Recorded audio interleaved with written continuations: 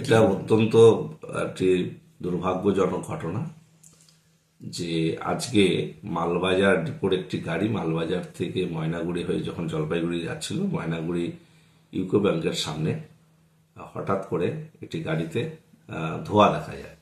পরবর্তী সময়ে সেই ধোঁয়া থেকে আগুন ছড়িয়ে পড়ে এবং গাড়ির একটা বড় অংশ পুড়ে যায়।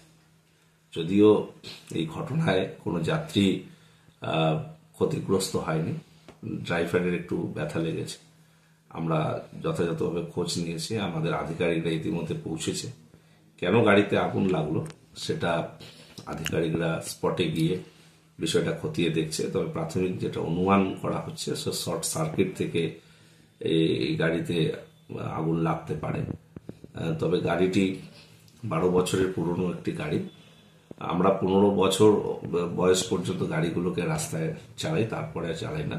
এই গাড়িটি 12-13 বছরের পুরনো। তবে গাড়ি পুরনো হলেও রাস্তায় চলাচলের যোগ্য এবং যাবতীয় ফিটনেস সবই ঠিক রয়েছে।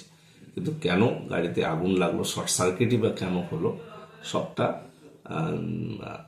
আমরা খোঁজ নিয়ে দেখছি, খতিয়ে দেখছি। আমাদের আধিকারিকরা, আমাদের ইঞ্জিনিয়াররা ইতিমধ্যে ঘটনাস্থলে গিয়ে পৌঁছেছে। তবে গত 3 বছরে এ পর্যন্ত এ ধরনের 4টি ঘটনা আমরা সাক্ষী থাকলাম। আমাদের Cooch Behar public job, Cooch Behar new depot সহ ময়নাগুড়িতেও এর আগে একটি ঘটনা ঘটেছে এবং জামালদায় একটা অ্যাক্সিডেন্ট থেকে একটা আগুন লেগে যায়। এই 4টি ঘটনা আমরা সাক্ষী থেকেছি। কিন্তু সৌভাগ্যবশত কোনো ঘটনাতেই কোনো যাত্রীর কোনো ক্ষতি হয়নি। কিন্তু তারপরেও কেন গাড়িগুলোতে হঠাৎ করে এই ধরনের ঘটনা ঘটছে সেটা আমরা আরও যথাযথভাবে খতিয়ে দেখব। যাদেরই গাফিলতি থাকুক না কেন, যদি আমাদের এন্ডে অর্থাৎ আমাদের এনবিএসটিসির কোনো স্টাফ কর্মী বা কারো নেগলিজেন্সিতে এই ধরনের ঘটনা ঘটে, আমরা তাদের বিরুদ্ধে যথাযথ ব্যবস্থা গ্রহণ করব।